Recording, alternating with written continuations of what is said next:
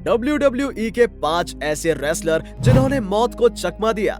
दोस्तों, रेसलर भी हमारी तरह एक आम इंसान है, उनको भी बीमारी होती है, उनके साथ भी एक्सीडेंट होते हैं। हम ये नहीं कह सकते कि रेसलरों की जिंदगी नॉर्मल होती है, क्योंकि कब किसकी जिंदगी में क्या हो जाए किसी को नहीं पता। दोस्तों, WWE में हमें समय समय पर पता चलता रहता है कि कौन सा रेसलर किस बीमारी से जूझ रहा है या किस रेसलर को क्या तकलीफ है, क्योंकि फिजिकल तौर पर हर कोई इतना फिट नहीं रह पाता लंबे समय तक, और किसी के साथ ऐसे ऐसे एक्सीडेंट हो जाते हैं जिन्हें अपने रेसलिंग करियर को अलविदा कहना पड़ता है। और आज की इस वीडियो में हम आपको बताएंगे ऐसे 5 WWE रेसलर जो मौत को चकमा देकर वापस आ गए। तो हेलो दोस्तों, मैं हूं आपका दोस्त सोनू राजपूत और आप देख रहे हैं सीक्रेट रहस्य शो यूट्यूब चैनल। तो चलिए वीडियो को स्टार्ट करते हैं। सबसे पहले बताते हैं जेरी द किंग लॉलर के बारे में। दोस्तों, शायद आपने इनका नाम पहली बार सुना होगा, पर आप सब इन्हें जानते हैं क्योंकि ये एक कमेंटेटर हैं जो मैच के बारे में कमेंट्री करते हैं और जिसको पूरी दुनिया सुनती है। और जेरी द किंग लॉलर अपनी कमेंट्री के लिए इतने ज्यादा फेमस है कि WWE आधे से ज्यादा शोज उनसे ही होस्ट करवाता है। और आप समझ ही सकते हैं कि Jerry the king Lawler WWE के कितने खास हैं। पर 10 सितंबर 2012 के मंडे नाइट रॉ में जेरी द किंग लॉलर के साथ एक एक्सीडेंट हुआ।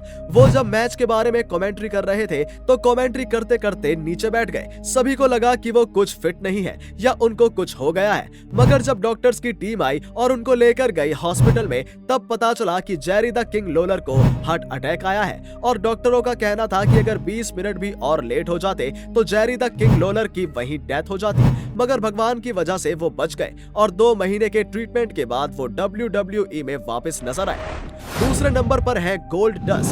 दोस्तों, गोल्ड डस्ट अपने लुक की वजह से बहुत ज्यादा फेमस है और वो WWE के पुराने रेसलरों में से एक है। मगर गोल्ड डस्ट के फैंस जब बहुत ज्यादा नाराज हुए थे जब उन्हें पता चला था कि गोल्ड डस्ट ड्रग्स का सेवन करते हैं मैचेस लड़ने से पहले, और गोल्ड डस्ट इतनी ज्यादा मात्रा में ड्रग्स लेते थे कि उनकी हालत काफी ज्यादा खराब हो चुकी थी। वो दिन में वोडका के कई शॉट्स पीते थे और कोकेन को यूज करते थे मैचेस लड़ने के लिए, और भारी मात्रा में ड्रग डीलर के ड्रग्स खरीदते थे, जिसकी वजह से गोल्ड डस्ट एक नशेड़ी बन चुके थे और उनको ड्रग्स की ऐसी लत लग चुकी थी कि वो उसको छोड़ भी नहीं पा रहे थे। मगर जब उनके फादर ने उन्हें समझाया तब गोल्ड डस्ट काफी ज्यादा शर्मिंदा हुए और उन्होंने अपना इलाज करवाया और वापस से 2008 में अपना कमबैक किया। ये भी कहा जाता है कि अगर गोल्ड डस्ट 1-2 महीना और ड्रग्स का इस तरह सेवन करते तो उनकी डेथ हो जाती। अब तीसरे नंबर पर बताते हैं ब्रेट हार्ट के बारे में। बात है जून 2002 की, जब ब्रेट हार्ट अपनी बाइक पर राइड कर रहे थे। जब वो बाइक पर राइड कर रहे थे, अचानक से उनके रास्ते में एक बड़ा सा गड्ढा आ गया और उनकी बाइक का बैलेंस बिगड़ गया और गड्ढे में जा गिरी, जिसकी वजह से ब्रेट हार्ट को काफी ज्यादा चोटें लगी। और हॉस्पिटल ले जाए जाने के बाद पता चला कि उनके शरीर का हिस्सा एक तरफ से पैरालाइज हो चुका है, जिसकी वजह से वो रेसलिंग अब नहीं कर पाएंगे। और इतने लंबे अरसे के बाद उनका इलाज चल ही रहा था और धीरे धीरे ब्रेट हार्ट कमजोर होते जा रहे थे, क्योंकि थेरेपी उन पर काम नहीं कर रही थी, जिसकी वजह से सभी को लगता था कि ब्रेट हार्ट की मौत हॉस्पिटल में ही हो जाएगी, वो कभी ठीक नहीं हो पाएंगे, क्योंकि ब्रेट हार्ट भी अब अंदर से टूट चुके थे। मगर ब्रेट हार्ट ने एक फिजिकल थेरेपी करवाई और 2016 में कमबैक किया। और बता दें कि इस एक्सीडेंट के बाद से पहले उन्हें कैंसर भी था, जो उन्हें ठीक होने में काफी ज्यादा प्रॉब्लम दे रहा था। चौथे नंबर पर बताते हैं शॉन माइकल के बारे में। दोस्तों, शॉन माइकल WWE के सबसे बड़े सुपरस्टार में से एक है। शॉन माइकल का करियर एक हार्डकोर रेसलर के लिए भी जाना जाता है और शॉन माइकल जैसा रेसलर बनना आज के टाइम में सबसे बड़ी बात होगी।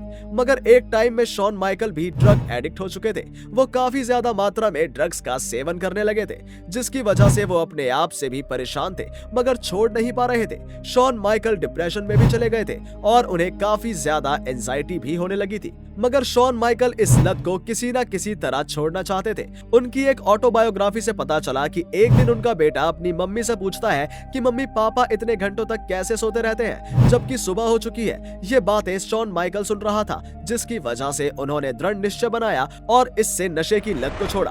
5वें नंबर पर बताते हैं रिक फ्लेयर के बारे में, जो 16 बार वर्ल्ड चैंपियन रह चुके हैं। दोस्तों, एक दिन वो इंटरनेशनल ट्रिप के लिए बाहर गए हुए थे और अचानक से उनका प्लेन क्रैश हो गया, जिसकी वजह से उनकी बैकबोन बिल्कुल ही खराब हो चुकी थी।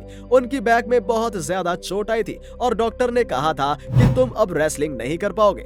मगर रिक फ्लेयर ने डॉक्टर को गलत ठहरा दिया और वापस से उन्होंने प्रैक्टिस करना चालू कर दिया और बहुत ज्यादा थेरेपी करवाई, जिसकी वजह से उनकी बॉडी में काफी ज्यादा चेंजेस आए, पहले से ज्यादा। मगर उन्होंने उन सब से रिकवरी करके वापस से रेसलिंग को ज्वाइन किया। तो दोस्तों, आज की वीडियो में इतना ही।